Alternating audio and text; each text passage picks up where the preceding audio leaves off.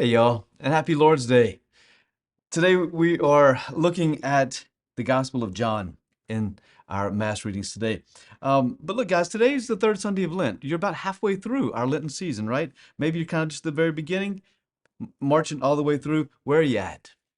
Where are you in your commitments, right? Have you already had to go and make recommitments?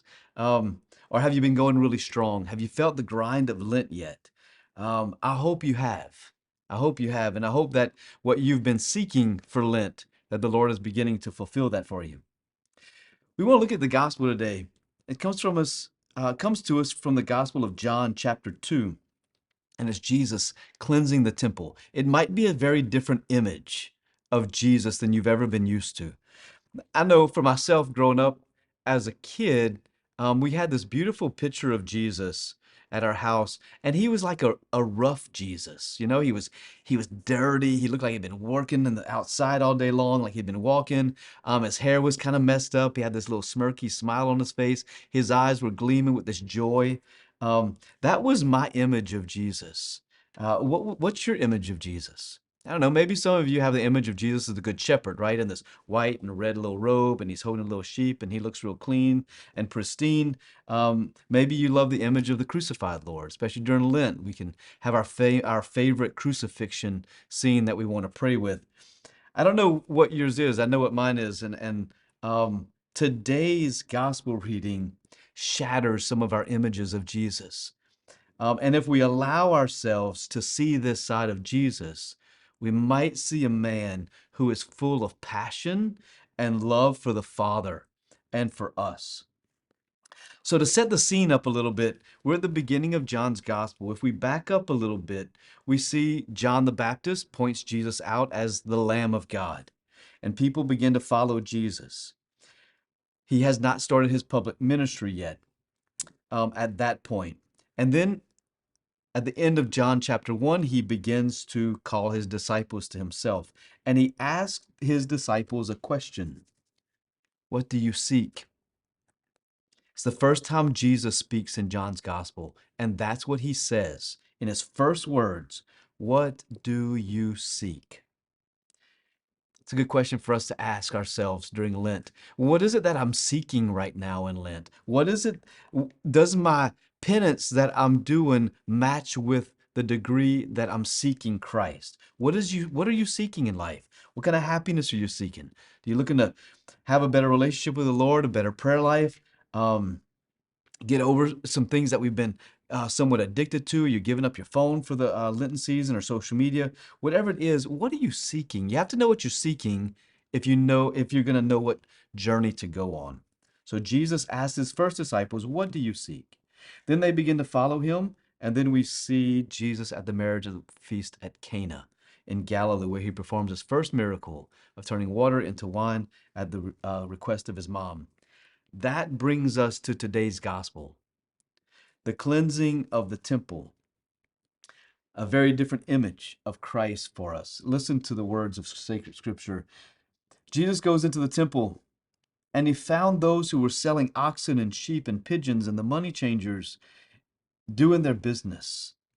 And making a whip of cords. He drove them out with the sheep and the oxen out of the temple. He poured out the coins of money changers and overturned their tables. Like, what is going on? Different image of Jesus. This is mad Jesus. This is like all of a sudden Jesus became the Hulk. Like he's just like, "Rah!" And he's throwing over tables, throwing out the money changers, and making everybody leave with a big old whip. And he's like swinging. It's like, what in the world just happened to Jesus? This angry Jesus. Is Jesus just pitching a fit because he had a bad day? What's he doing? What's he revealing? Yes, Jesus comes to us to reveal the Father. That's what the Catechism teaches. He wants to reveal the Father to us. So, what is it? If every action of Jesus reveals the Father, what is this revealing to us? A lot of times, we struggle with the sin of anger. It's one of the seven capital sins. But we know that Jesus is the Son of God. He himself could never sin, but it really looks like he's angry. So, how does this match? If he never sinned, how could he get angry? Well, there's such a thing of as what the Catechism of the Catholic Church teaches as justified anger. We can be angry because of things that are done to our churches. If you ever had a situation where someone desecrated your church, or not too long ago last year, someone knocked one of the heads off of one of the statues in our diocese, um, people were angry. That's called justified anger because they were desecrating the things that are holy. But where anger becomes sinful is if I take that which was justified and I now act on it, I act out on it, and I offend another person. I go and hurt another person. Well, they hurt me, so I'm going to hurt them back. Now, that's where it becomes sinful. But Jesus reveals that there's a justified anger. Why? He says, because you've made my Father's house a den of thieves. So he's revealing the Father to us. I'll never forget the first time that I ever really remember getting angry, like really angry to the point where I had to go to confession for it. And it was during COVID. I'd never struggled with that sin of anger before. That wasn't my go-to, right? But I found myself getting angry, and some of it was justified because of the way that people were being treated, the way that we couldn't be with our people in their sicknesses or have funerals for the people, or anoint them, or have mass with our congregations. There was a justified anger in there, and I didn't know what to do with it because it was foreign to me. Um, so I began to have to go talk to priests, um, and find out how do I make amends with this? Where do I find God in the midst of this? And what's justified and what's not? And so I think it's important that we see what is this doing? It's pointing to something, that there's a justified anger that people can experience, that Jesus is revealing to us, but it doesn't stop there. That's so important. It doesn't stop at the anger.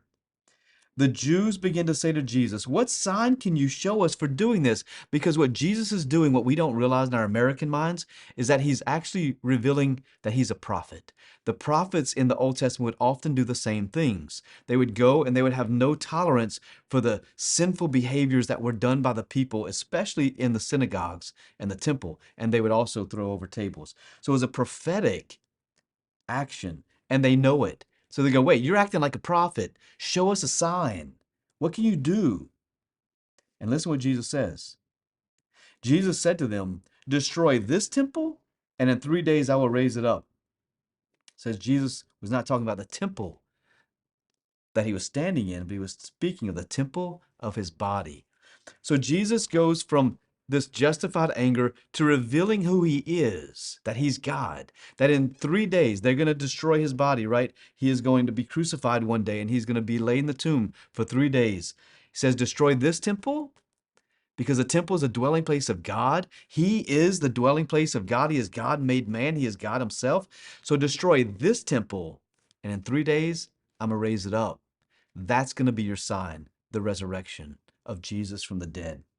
And so it gives us hope that no matter what we're going through in our life, no matter what sin we might be grappling with, whenever we surrender that to Jesus, when he forgives us of our sins, whenever he comes into our heart with that same love and that same justified anger to kick out the enemy that's within our temple, we are temples of the Holy Spirit, and Jesus wants to come and drive out the enemy that has bombarded our hearts for so long. He wants to turn those tables upside down, you might say, because he loves us and because he wants us to be set free. And he knows that our house is not made to be a den of thieves. It's to be a house, our bodies, where God himself can dwell. And so Jesus gives us hope that even though we might struggle, that there is hope in the resurrection, that we live as resurrected people.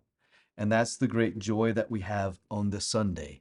So wherever you're at in your Lenten penances today, whether you've felt a little bit or you've been doing good, stay right here with Jesus. Continue to ask him to drive out from you those attachments, those sins that we might have, and replace that with the power of his love and his resurrection.